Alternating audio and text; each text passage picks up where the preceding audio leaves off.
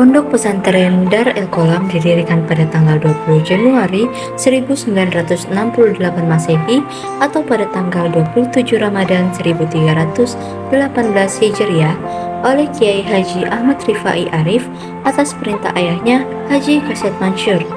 Kiai Rifai adalah alumnus Pondok Modern Gontor Ponorogo, Jawa Timur pada tahun 1966. Selepas pengabdiannya sebagai tenaga pengajar di pondok tersebut selama 2 tahun, beliau kembali ke kampung halaman untuk membantu ayahnya mengelola Madrasah Ibtidaiyah Masyarikul Anwar. Sejarah awal Pondok Pesantren Dar El Qolam ini adalah sebuah dapur tua dan tanah hadiah dari Haji Pengki yang kemudian dijadikan tempat belajar pertama oleh Kiai Rifai. Kemudian Kiai Rifai memiliki 22 murid yang datang dari kalangan keluarga, qorib, kerabat, serta masyarakat sekitar Gintung yang menjadi generasi awal santri di lembaga pendidikan ini dengan segala keterbatasan dan kekurangan. Namun dengan semangatnya Kiai Rifai sebagai pemimpin, jumlah santri yang ada di pondok ini bertambah dari tahun ke tahun. Selama lebih dari 30 tahun pengabdiannya, Kiai Rifai telah menghasilkan 4 institusi pendidikan, yaitu Pondok Pesantren Dar El Qolam, Pondok Pesantren Latansa, Sekolah Tinggi Agama Islam, dan Ekonomi Latansa Masyirah, serta Pesantren Wisata Lalahwa yang kala itu belum rampung pembangunannya.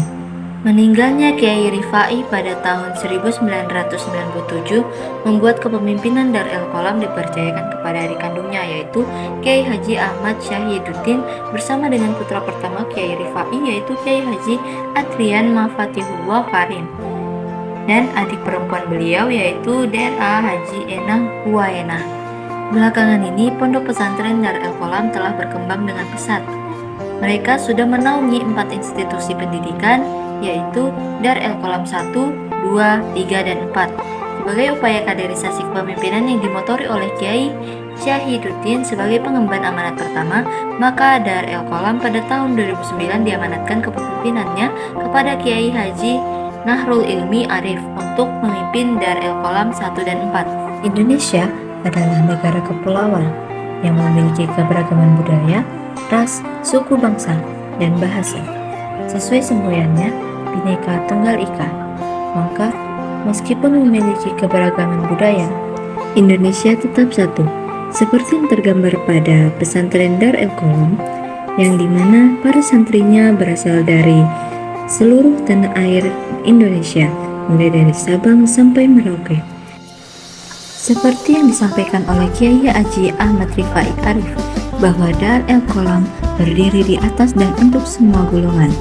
Hal ini menguatkan bahwa para santri harus saling bersatu untuk keberagaman, harus kuat tak lekang oleh zaman.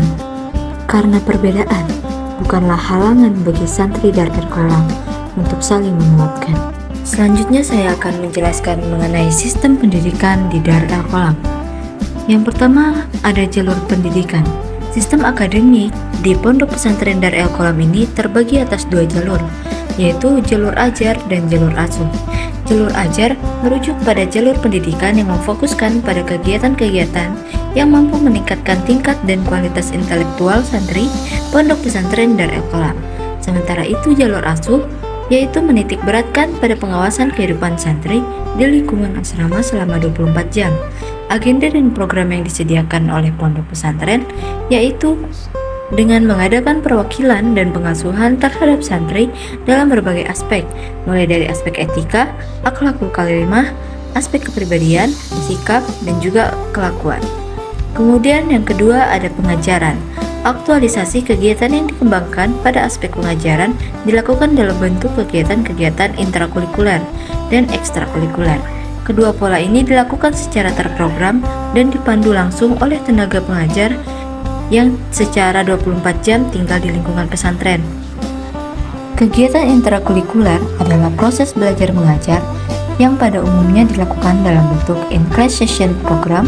Secara umum, muatan materi yang diberikan adalah materi pelajaran mengkolaborasikan antara kurikulum pesantren, kurikulum Departemen Agama, dan Departemen Pendidikan Nasional dengan masa pendidikan 6 tahun untuk lulusan sekolah dasar dan 3 tahun untuk lulusan sekolah lanjutan tingkat pertama Pada jenjang sekolah lanjutan tingkat atas, terdapat beberapa pilihan in-class session program, yaitu SMA dengan jurusan IPS dan IPA, dan yang kedua, Madrasah Aliyah dengan jurusan IPS dan IPA.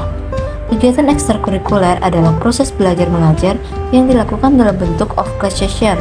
Kegiatan ini berupaya untuk menyalurkan dan mengembangkan minat dan bakat santri dalam berbagai bidang.